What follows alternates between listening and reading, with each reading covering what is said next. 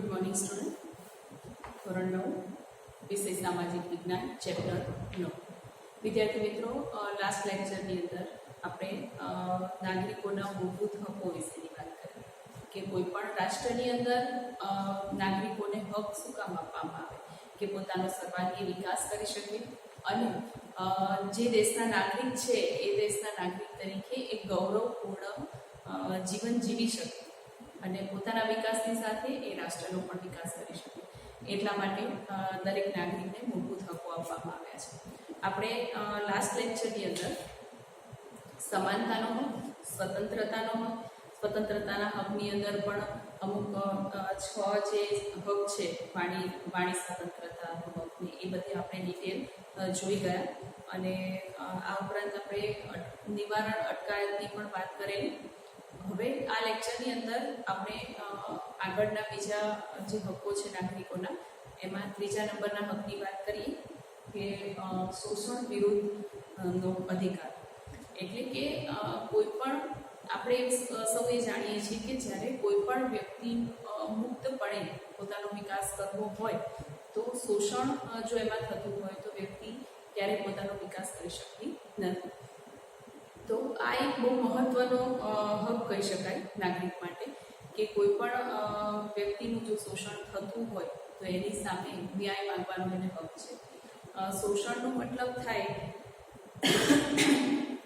જેમ કે અત્યારે તો કદાચ આ પ્રથા હવે લાગુ નથી રહી, પરંતુ પહેલાના સમયમાં જ્યારે રાજાશાહી હતી ત્યારે કોઈ પણ વ્યક્તિને વેતન આપ્યા વગર પરાણે એની પાસે દાસત્વ કરાવવું, વેઠ પ્રથા કરાવવી, પછી બળજબરીથી મજૂરી કરાવવી, તો આ બધું એક પ્રકારનું શોષણ કહી શકાય. માણસનો વિકાસ, સર્વાંગી વિકાસ માટેના જે કંઈ પણ મૂલ્યો છે એનો નાશ થાય છે આની અંદર, એટલે એનો વિકાસ થઈ શકતો નથી.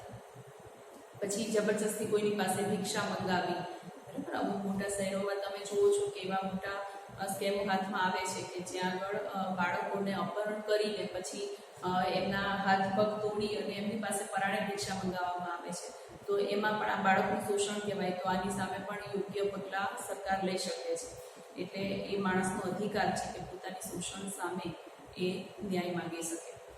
પછી મરજી વિરુદ્ધનું દાસત્વ આવી શકે, વેતન વિનાની મજૂરી, પછી વેઠ પ્રથાનો અંત લાવવા. આ બધી જે પહેલાં સિસ્ટમ ચાલતી ભારતની અંદર, તો એ વસ્તુનો અંત લાવવા માટે થઈને આ જે હક છે એ નાગરિકોને આપવામાં આવ્યો છે. અને પોતાનું શોષણ થતું હોય એવું કોઈ પણ નાગરિકને લાગે તો એ પોતે અદાલતમાં જઈને એના માટે ન્યાય માંગી શકે છે. આ ઉપરાંત અમુક કાયદાઓ છે એ જબરજસ્તી કહેવાય કે લોકો ઉપર ફોલો કરવામાં આવે છે, કારણ કે ઘણી વખત નાના બાળકો જે હોય છે, તમે જોઈ શકો કે 14 વર્ષથી નાના બાળકોનું કામ કરવા પર પ્રતિબંધ છે આપણા દેશની અંદર. કારણ કે 14 વર્ષ સુધી એ જે પણ બાળક છે એ શિક્ષણ લે એ અતિ મહત્વનું છે. કારણ કે જો એ એક શિક્ષિત નાગરિક હશે, બરાબર, તો એ આવનારી પેઢી અથવા દેશ માટે ભવિષ્યમાં એક સારો નાગરિક બની શકશે, બરાબર. તો એના માટે એવું ફરજિયાત એક એવો કાયદો છે કે 14 વર્ષથી નીચેના બાળકો પાસે મજૂરી કરાવી શકાય નહીં. એના માટે ચોક્કસ નિયમો અને એ કાયદાનો ભંગ કરનાર માટે એવા ચોક્કસ કાયદાઓ પણ ઘડી દેવામાં આવ્યા છે, સજા પણ એને થઈ શકે. એટલે કે બાળ મજૂરી નાબૂદી માટેના આવા જે નિયમો છે એ બનાવવામાં આવ્યા છે. રાજ્યને જાહેર હેતુ માટે લશ્કરી સેવાઓ કે રાષ્ટ્રીય ફરજો, સમાજ સેવાના કોઈ ક્ષેત્રમાં ધર્મ, જાતિ, લિંગ, જ્ઞાતિ કે વર્ગના ભેદભાવ કર્યા વિના ફરજિયાતપણે વ્યક્તિ પાસે સેવા લેવાનો અધિકાર. આ એક બધા શોષણ સવેતન હોઈ શકે. જેમ કે ડૉક્ટર છે, કોઈ શિક્ષક છે, બરાબર, એ પોતાના શૈક્ષણિક લાયકાત મુજબ અને પોતાની હોદ્દા મુજબ સેવા લેવાનો અધિકાર છે, પરંતુ એ સેવા કેવી હોવી જોઈએ કે સવેતન હોવી જોઈએ. એના બદલામાં એને ચોક્કસ પ્રકારનું વેતન ચૂકવવામાં આવે. આનાથી એનું શોષણ નથી થતું, એના બદલામાં એને કંઈક આપવામાં આવે છે. તો આ એક શોષણ વિરોધી હક માનવીને આપવામાં આવ્યો છે દરેક નાગરિકને, કે જેનાથી એનો સર્વાંગી વિકાસ કરી શકાય. હવે આગળ આપણે વાત કરીએ ધાર્મિક સ્વતંત્રતાનો હક. આપણો દેશ એ બિન સાંપ્રદાયિક રાષ્ટ્ર છે, બરાબર. આપણે અગાઉ પણ એ વસ્તુ જોઈ ગયા. બિન સાંપ્રદાયિક રાષ્ટ્ર હોવાના કારણે આપણા રાષ્ટ્રએ કોઈ પણ એક ધર્મને પોતાના ધર્મ તરીકે સ્વીકારેલો નથી. બરાબર, દરેક ધર્મ સમાન છે અને નાગરિકને, ભારતના નાગરિકને ચાહે કોઈ પણ લિંગનો હોય નાગરિક અથવા અમીર હોય ચાહે ગરીબ હોય, એને પોતાની રીતે પોતે કયો ધર્મ પાળવો છે એની સ્વતંત્રતા આપવામાં આવી છે. બરાબર, રાષ્ટ્રએ કોઈ પણ ધર્મને પોતાના ધર્મ તરીકે, પોતાના સંપ્રદાય તરીકે સ્વીકારેલો નથી. તો આ પણ એનો એક હક છે કે ચાહે એ હિન્દુ ઘરની અંદર એનો જન્મ થયો હોય, પરંતુ એને મુસ્લિમ ધર્મ સંપ્રદાય અપનાવવો છે તો એ અપનાવી શકે, આ એનો હક છે. બરાબર, તો એટલે એ અને એની ધાર્મિક જે માન્યતાઓ છે એની અંદર પણ સરકાર ક્યાંય દખલગીરી કરી શકતી નથી કે ધર્મના નામે એની સાથે કોઈ પણ જાતનો ભેદભાવ કરી શકાતો નથી. હવે આગળ વાત કરીએ કે સાંસ્કૃતિક અને શૈક્ષણિક હકની વાત કરીએ તો ભારતમાં વિવિધ ધર્મ, જાતિ અને અનેક ભાષાઓ અને રહેણી કહેણીની રીતે આપણે જોવા જઈએ તો ઘણી બધી અલગ અલગ પ્રકારની સંસ્કૃતિ જોવા મળે છે. બરાબર, એ વિવિધતા ધરાવતી સંસ્કૃતિનો દેશ છે ભારત. કારણ કે આપણા દેશની અંદર કહેવાય છે કે વિશ્વના ખૂણે ખૂણેથી પ્રજા આવીને વસતી છે અને એ જે સંસ્કૃતિની લેણ દેણના કારણે આપણી જે ભારતની સંસ્કૃતિ છે વિભિન્નતા ધરાવે છે. તો ઘણી બધી સંસ્કૃતિઓ છે, એની ઓળખ લીગી સંસ્કૃતિની ઓળખને આધારે રચાયેલા જે વર્ગ સમૂહો છે એને જાળવી રાખવાનો અધિકાર આ જે સાંસ્કૃતિક અને શૈક્ષણિક હક દ્વારા આપવામાં આવ્યો છે. કોઈ પણ શૈક્ષણિક સંસ્થા કે રાજ્યની ગ્રાન્ટ પર નિર્ભર હોય તેમાં ધર્મ, જાતિ, જ્ઞાતિ, ભાષા કે કોઈ કારણસર નાગરિકને પ્રવેશ આપવાનો ઇનકાર કરી શકાય નહીં. બરાબર, એટલે કે કોઈ પણ ટૂંકમાં જાતિના આધારે કોઈ પણ જાતનું શોષણ નાગરિકનું કરી શકાય નહીં. એને શૈક્ષણિક એને અધિકાર રહેલો, સાંસ્કૃતિક અધિકાર રહેલો છે. અને કોઈ પણ ઉમેદવાર ચૂંટણીમાં ધર્મ, જાતિ, બરાબર, આપણે ઘણી વખત જોઈએ છીએ કે ચૂંટણી જ્યારે હોય ત્યારે અમુક વર્ગ છે એ પોતાનો જાતિનો કોઈ ઉમેદવાર છે તો એને જ ચૂંટીને લાવવો અથવા એને જ વોટ આપવો, આવી એક માનસિકતા ધરાવતા હોય છે. પરંતુ આ યોગ્ય હોતું નથી. અને 123મી જે કલમ છે આપણી બંધારણની અંદર, એની અંદર પણ આ વસ્તુ ધારાની કલમ લગાવેલી છે કે જો કોઈ વ્યક્તિ ધર્મ, જાતિના નામે પોતે વોટ માંગશે, પોતે મત માંગશે તો એ સજાને પાત્ર ગણાશે. એટલે તમે આ એક ખાસ યાદ રાખી શકો કે આપણા કલમની અંદર 123(3) હેઠળ કોઈ પણ વ્યક્તિ ધર્મ, જાતિ ના નામે મત માંગી શકશે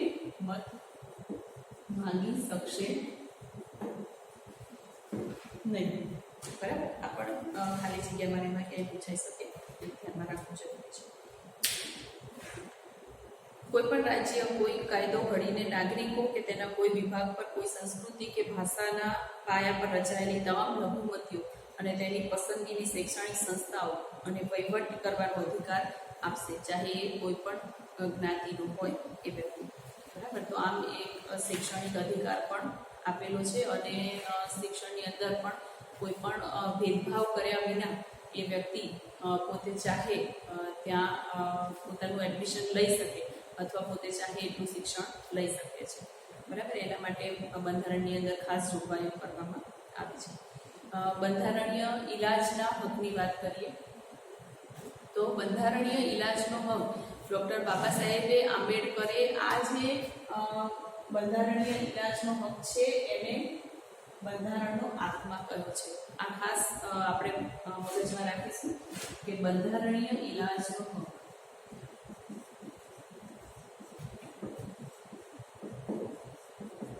એ બંધારણનો આત્મા છે. એવું શા માટે કહ્યું હશે બંધારણનો આત્મા? આવું કોને કહ્યું છે? ડૉક્ટર બાબા સાહેબ આંબેડકરે બંધારણીય ઇલાજના હકને બંધારણનો આત્મા કહ્યો છે. હવે આનો મતલબ એવો થાય કે જે આપણને આગળના જે 5 હકો આપેલા છે, બરાબર, આ હકને બહુ પાછળથી એને ઉમેરો એની અંદર કરવામાં આવ્યો છે. પરંતુ આ પહેલાના જે 5 હકો આપણે જોઈ ગયા, તો જેમ કે શોષણ વિરોધી હક છે, ધાર્મિક સ્વતંત્રતાનો હક છે, સમાનતાનો હક છે, સ્વતંત્રતાનો હક છે, બંધારણીય ઇલાજનો હક છે, બંધારણીય ઇલાજનો શોષણ, ધાર્મિક સ્વતંત્રતા અને સાંસ્કૃતિક અને શૈક્ષણિક હક છે.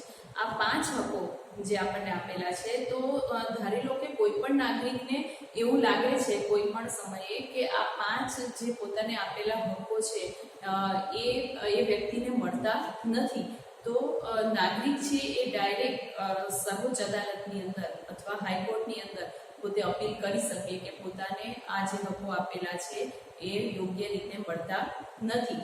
તો એ જે હક છે એ હક એને આપવામાં આવ્યો છે કે પોતે પોતાનું જે શોષણ થઈ રહ્યું છે એના વિરુદ્ધ એ પોતે અવાજ ઉઠાવે. એને આપણે બંધારણીય ઇલાજના હક તરીકે ઓળખીએ છીએ. એને એ જે તે સુપ્રીમ કોર્ટ છે કે હાઈકોર્ટ છે એને એ ફરજ પડે છે કે જે તે વ્યક્તિએ ન્યાય માટે જે પુકાર કરી છે તો એને યોગ્ય રીતે સાંભળે, સમજે અને એના માટે એને નિર્ણય આપે, ચાહે એ સરકારની વિરુદ્ધ જ કેમ ના હોય. એટલા માટે ડૉક્ટર બાબા સાહેબ આંબેડકરે આ હકને, બંધારણીય ઇલાજનો જે હક છે એને બંધારણનો આત્મા કહ્યો છે. કારણ કે આ હક દ્વારા નાગરિકને પોતાનો પ્રોપર હક મેળવવાના જે પ્રયાસો છે, એટલે કે નાગરિકની જાગૃતતાની અંદર જોવા મળે છે. તો આ હક છે બંધારણનો આત્મા કહેવાય છે, મુખ્ય હક છે. અને આની આ હકનો જે ન્યાય માંગનાર નાગરિક હોય છે એની સામે કોઈ પણ જાતના કાવા દાવા કરી શકાતા નથી. એ ગવર્મેન્ટની અગેન્સ્ટ હોય, ધારો કે ગવર્મેન્ટે કોઈ રૂલ્સ બનાવ્યો છે અને નાગરિકને પોતે એવું લાગે છે કે આ પોતાના માટે યોગ્ય નથી અથવા પોતાનું શોષણ થઈ રહ્યું છે, તો એની વિરુદ્ધ એ અદાલતની અંદર જઈ શકે છે અને પોતે ન્યાય માટે માંગણી કરી શકે છે. તો આવા સમયે જો કોર્ટ છે એ નાગરિકના ફેવરમાં કોઈ નિર્ણય લે છે તો ગવર્મેન્ટને પોતાનો નિર્ણય અથવા વટહુકમો જે છે એને બદલવા માટે મજબૂર થઈ શકે છે. બરાબર? એટલે કે આપણે આ બંધારણીય ઇલાજના હક ઉપરથી સમજી શકીએ કે ભારતનું બંધારણ છે એ ભારતના જે નાગરિકો છે એમને કેટલી સ્વતંત્રતા, કેટલી હદે સ્વતંત્રતા આપી છે. બરાબર? કે પોતાનો સર્વાંગી વિકાસ કરવા માટે એ કેટલી હદે એમને સ્વતંત્રતા આપી શકે છે, એ આપણે આના પરથી સમજી શકીએ છીએ. મૂળભૂત હકો બધા સમય માટે, બધા નાગરિકો માટે ઉપલબ્ધ છે, પરંતુ કટોકટીના સંજોગોમાં અમુક મૂળભૂત હકો સ્થગિત કરી શકાય છે. બરાબર? જેમ આપણે આગળ જોઈ ગયા કે સ્વતંત્રતાનો હક, તો વ્યક્તિ પોતે કે સશસ્ત્ર વિના ભેગા થઈ શકે, આવો હક વિશે આપણે વાત કરી સ્વતંત્રતાના હકમાં. પરંતુ ધારો કે કટોકટી જેવો સમય છે કે દેશની અંદર યુદ્ધ જેવો સમય ચાલી રહ્યો છે કે કોઈ પણ પર્ટિક્યુલર કોમ દ્વારા કંઈક સશસ્ત્ર બળવો થયો છે, તો આવા સમયે સરકાર અમુક નિયમો છે એની ઉપર નિયંત્રણ લાવી શકે છે. અમુક જે હક છે ભારતના નાગરિકના એની ઉપર નિયંત્રણ લાવી શકે છે. જેમ કે હમણાં આપણે ધારી લઈએ, એક ઉદાહરણ લઈએ કે પટેલ સમાજનો જે બળવો હતો, તો એ વખતે તમને ખબર છે કે આખા જ રાજ્યની અંદર નેટ અમુક સમય માટે બંધ કરાવી દેવામાં આવ્યો હતો કે 4 થી અમુક વધારે વ્યક્તિઓ ભેગા એક જગ્યાએ થઈ ના શકે. આવા બધા નિયમો પછી ત્યારે આપણે એવું ના કહી શકીએ કે ભાઈ આ તો અમારો હક છે અને એના માટે આપણે કોર્ટમાં જઈ શકીએ, એવું ના કરી શકીએ. આપણે અમુક સમયે જે કટોકટી કે યુદ્ધ જેવા જે સમય છે કે યુદ્ધ સમયે પણ અમુક સાંજ પછી કોઈ ઘરની લાઇટ ના કરી શકો. તમે પાકિસ્તાન સાથે જ્યારે યુદ્ધ થયું ત્યારે આ વસ્તુ લાગુ પાડવામાં આવી હતી કે સાંજ પછી ઘરની લાઇટ તમે ના કરી શકો, એક દીવા જેવું પણ ના કરી શકો. આવા જે અમુક નિયંત્રણો છે એ સમય, સંજોગો અને પરિસ્થિતિને અનુકૂળ હોય એ રીતે લેવા પડતા હોય છે. તો આવા સમયે પછી આપણે આપણી સ્વતંત્રતાનો હક છે કે વાણી સ્વાતંત્ર્ય છે અમારું, આવું આપણે ના કહી શકીએ. બરાબર? એ અમુક પરિસ્થિતિને અનુકૂળ આવા નિર્ણયો લેવા પડતા હોય છે સરકારે અને લાદવા પડતા હોય છે ફરજિયાત પણ. નાગરિકોના મૂળભૂત હકો છીનવાઈ જાય તેવા કોઈ પણ પ્રકારના કાયદા રાજ્ય સરકાર ઘડી શકતું નથી. બરાબર? જે આ 5 અમુક કારણો અમુક સમયસર કહેવાય કે જેમ કે આપણે કાશ્મીરની વાત કરીએ તો જે 370ની કલમ હટાવી એ અમુક સમય લગભગ ખાસા 1 કે 2 મહિના સુધી અમુક નિયંત્રણો એ રાજ્યની અંદર લાદવામાં આવ્યા હતા. તો એનો મતલબ એવો નથી કે એમાં નાગરિકોની સ્વતંત્રતા છીનવવાની વાત છે, પણ જે પરિસ્થિતિ નિર્માણ થયેલી હતી એ સમયે, તો એ પરિસ્થિતિને અનુકૂળ એ જરૂરી હતું, એ સમય સંજોગોને જરૂરી હતું. તો ટેમ્પરરી બેઝ પર એ જે સ્વતંત્રતા છે નાગરિકની, એની અંદર રોકટોક કરી શકાય છે.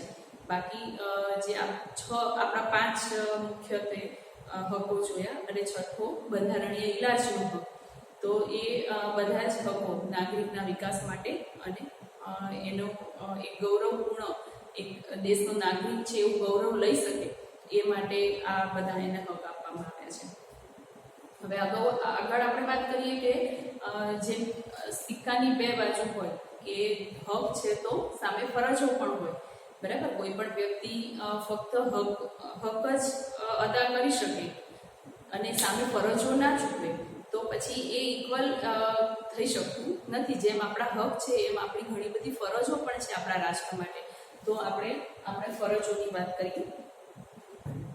1976ની અંદર જે બંધારણની અંદર ઘણા બધા સુધારા કરવામાં આવ્યા. એની અંદર નાગરિકોની મૂળભૂત ફરજો એનો પણ ઉમેરો કરવામાં આવ્યો. અને ફરજ છે એ શા માટે ફરજિયાતપણે કરવામાં આવે છે. અમુક વખત આપણે આપણી ફરજોથી ચૂકી જઈએ છીએ, બરાબર. જેમ કે જાહેર મિલકત હોય તો એનું રક્ષણ કરવા, જાહેર મિલકતોને સાચવવી એ આપણી ફરજ છે, બરાબર. ચાહે એ કોઈ આપણા વારસાનું સ્થાપત્ય હોય, કે કોઈ ગ્રંથ હોય, કે જાહેર મિલકત હોય, બસ હોય, બસ સ્ટેન્ડ છે, કે ટ્રેન છે, કે બસ છે, તો આને આપણે જાહેર મિલકત સમજીને એને નુકસાન પહોંચાડતા હોઈએ છીએ. તો આવા સમયે જો નાગરિક પોતાની ફરજ ના સમજે અને જાહેર મિલકતને નુકસાન પહોંચાડવાનો પ્રયત્ન કરે, તો આવા સમયે એને સજા દ્વારા પણ એની ફરજ સમજાવવામાં આવે છે, બરાબર. કારણ કે એ રાષ્ટ્રના હિતમાં હોય છે. તો ફરજો શું કામ ખાસ કરીને મૂકવામાં આવી હોય છે, તો એની વાત કરીએ કે દેશપ્રેમ અને રાષ્ટ્રીય ભાવના. દેશપ્રેમ અને રાષ્ટ્રીય ભાવના એ નાગરિકની અંદર નાગરિકને સમજાય, એની અંદર રાષ્ટ્રીય ભાવના જાગૃત થાય અને દેશપ્રેમ જાગૃત થાય, એટલે રાષ્ટ્રીય ફરજો એ ખાસ કરીને એની જોગવાઈ કરવામાં આવે છે. ઉચ્ચ આદર્શો અને મૂલ્ય પ્રત્યે નાગરિકમાં જાગૃતિ લાવી શકાય અને આ જાગૃતિ દ્વારા રાષ્ટ્રનો વિકાસ કરી શકાય, એ પણ મહત્વનું હોય છે. રાષ્ટ્રની એકતા જળવાય, ફરજો જે છે એનાથી રાષ્ટ્રની એકતા જળવાય, અખંડિતતા જળવાય, એટલે કે આખું રાષ્ટ્ર છે એ એક જ સૂત્રમાં બંધાયેલું રહે. સાર્વભૌમત્વના રક્ષણ માટે, એટલે કે જે આખું ભારત આખી ભૂમિ છે એ બધાના જ રક્ષણ માટે નાગરિક છે પોતાનું યથાશક્તિ યોગદાન આપે, બરાબર. કોઈ નિયમો બનાવવાથી કે એનાથી રાષ્ટ્રનો વિકાસ નથી થઈ જતો, પરંતુ કહેવાય ને કે પેલું ટીપે ટીપે સરોવર ભરાય. આપણે બધા નાગરિકો ભેગા થઈને જો આપણી ફરજો સમજીએ તો જ રાષ્ટ્રનો વિકાસ થઈ શકે. તો એ રીતે જે પણ યથાશક્તિ, જે પણ વ્યક્તિ કે નાગરિકની જે પણ ફરજો છે પોતાની યથાશક્તિ પ્રમાણે નિભાવે તો એ રાષ્ટ્રના વિકાસમાં પોતાનું યોગદાન આપી શકે છે. સમાજની અંદર શાંતિ, સલામતી, સદભાવના, સંવાદિતા, કોમી એકાદશની ભાવના જાળવી રાખવાનો એક પ્રયાસ છે. ફરજો એ આ બધું જ આપણને એક આપણા અંદર દેશ રાજનો જન્મ કરાવે છે અને સમાજની અંદર શાંતિ જાળવી રાખવા માટે, સલામતી, સદભાવના, દેશને એક અખંડ રાજ્યની અંદર બાંધી રાખવા માટે પણ આપણે આ બધા ફરજોના ભાગરૂપે હોય છે. હવે કઈ ફરજો છે, જેમ કે જ્યારે રાષ્ટ્રગીત ગવાતું હોય તો એને માન આપવું, પછી આપણો રાષ્ટ્રધ્વજ છે એને માન આપવું, એ આપણી એક રાષ્ટ્રપ્રેમી નાગરિક તરીકેની આપણી મહત્વની ફરજ છે એવું કહી શકાય. પછી સ્વાતંત્ર્ય સંગ્રામના જે આદર્શો જે છે, સ્વાતંત્ર્ય સંગ્રામ આપણે જોઈ ગયા કે આપણા દેશને આઝાદ કરવા માટે સ્વાતંત્ર્ય સેનાનીઓએ કેટલા બધા સંગ્રામો કર્યા છે. તો એના જે મૂળભૂત આદર્શો છે તો એને આપણે અનુસરવું, એને માન આપવું, એ પણ આપણી ફરજ છે. પછી રાષ્ટ્ર સેવા માટે હંમેશા તત્પર રહેવું, બરાબર. કે પછી એ વખત પોતાનું કહેવાય કે વ્યક્તિગત સ્વાર્થને સાઈડમાં મૂકી અને રાષ્ટ્ર સેવા માટે હંમેશા તત્પર રહેવું. ચાહે કે કોઈ જગ્યાએ પૂર છે, ભૂકંપ છે, આવી જે કંઈ પણ આપદા આવે છે રાષ્ટ્રની અંદર, તો આવા સમયે હંમેશા સેવા કરવા માટે તત્પર રહેવું, તમે કોઈ પણ હોદ્દા પર હો ત્યાંથી. ભારતના બધા લોકો વચ્ચે ભાઈચારાની ભાવનાની વૃદ્ધિ થાય એવા સતત પ્રયત્ન કરવા અને એને હાનિ પહોંચાડનાર દરેક મૂલ્યોનો આપણે ત્યાગ કરવો જોઈએ, આપણી ફરજ છે. રાષ્ટ્ર સમૃદ્ધ સમન્વિત સાંસ્કૃતિક વારસાનું જતન કરવું. જેટલા પણ વારસા છે આપણા, તો આવનારી પેઢી આપણા ઇતિહાસને સમજી શકે, એના માટે પ્રાઉડ ફીલ કરી શકે, એ આપણા એના માટે એ સાંસ્કૃતિક વારસા જરૂરી છે. એ આપણે આગળના ધોરણમાં 10મા ધોરણમાં સાંસ્કૃતિક વારસાની ડિટેલ જોઈશું. તો એની જાળવણી કરવી એ પણ એક સન્માનિત નાગરિક તરીકેની આપણી ફરજ છે. જંગલો, સરોવર, નદીઓ, વન્યજીવો સહિત કુદરતી પર્યાવરણનું રક્ષણ કરવું એ પણ એક આપણી ફરજ છે. કારણ કે જો પર્યાવરણ છે, કુદરત છે, તો જ આપણે છીએ. ઇનડાયરેક્ટલી આપણે એની સાથે એક જોડાણ અનુભવીએ છીએ. અને જો કુદરત કે પર્યાવરણને નુકસાન પહોંચે તો એ નુકસાન આપણું છે એ સમજીને એનું જતન કરવું એ આપણી ફરજ છે. વૈજ્ઞાનિક અભિગમ, માનવવાદ અને શોધ વૃદ્ધિનો વિકાસ કરવો. જાહેર માલ મિલકતનું રક્ષણ કરવું. વ્યક્તિગત અને સામૂહિક પુરુષાર્થના ક્ષેત્રમાં ઉત્કટતા સિદ્ધ કરવા સતત પ્રયત્નશીલ રહેવું. વ્યક્તિગત ચાહે પુરુષાર્થ હોય, ચાહે સામૂહિક પુરુષાર્થ હોય, તો એની અંદર સતત પ્રયત્નશીલ રહેવું અને રાષ્ટ્રની પ્રગતિને આપણે ટેકો કરવો એ આપણી એક ફરજ છે.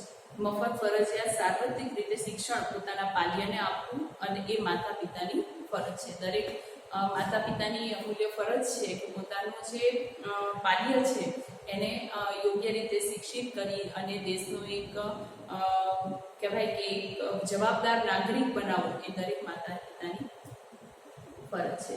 અને આમાં ઘણા બધા એવા અનિષ્ટો છે સામાજિક અનિષ્ટો, જેમાં સ્ત્રી શોષણ, જાતીય સતામણી, દહેજ પ્રથા, સ્ત્રી ભ્રૂણ હત્યા, કુરિવાજો, અંધશ્રદ્ધા, વહેમ, આ બધા માટે કોઈ નિયમ નથી બનાવ્યા, પણ રાષ્ટ્રની પ્રગતિ તો જ થઈ શકે કે આ બધામાંથી આપણે એક સમય બહાર નીકળીશું. તો આ બધા જે કુરિવાજો છે એને દૂર કરી અને નવા પંથે પ્રગતિ કરવી એ આપણી રાષ્ટ્રીય ફરજ છે. અને એના માટે મહત્તમ આપણાથી બને એટલો ફાળો આપણે આપવો જોઈએ. અને આપણા જે અત્યારના યુવાનો છે એ ભવિષ્યના એક સારા નાગરિક બને એના માટે આપણે સતત પ્રયત્નશીલ રહેવું જોઈએ. કે એમના જે વિચારો છે કે એમની જે કંઈ પણ ચલણ છે એને યોગ્ય દિશામાં આપણે ઢાળી શકીએ એ માટે બધા આપણે માતા પિતા તરીકે પણ આપણી ફરજમાં આવે છે અને દેશના એક નાગરિક તરીકે પણ આપણી ફરજમાં આવે છે. બરાબર. તો આ મૂળભૂત હકો અને ફરજોની વાત થઈ. નેક્સ્ટ લેક્ચરની અંદર વિદ્યાર્થી મિત્રો આપણે રાજનૈતિક સિદ્ધાંતોની વાત કરીશું, માર્ગદર્શક સિદ્ધાંતોની વાત કરીશું. તો આજે નાગરિકના મૂળભૂત હકો છે એ મોસ્ટ આઈએમપી ક્વેશ્ચન છે, એને ધ્યાનમાં રાખીશું. જે 5-6 હકો છે, બરાબર, બંધારણીય ઇલાજ સહિતના 6 હકો છે એને ધ્યાનમાં રાખીશું. બાકી રાજનૈતિક સિદ્ધાંતોની નેક્સ્ટ લેક્ચરમાં વાત કરીશું. Okay, bye, take care.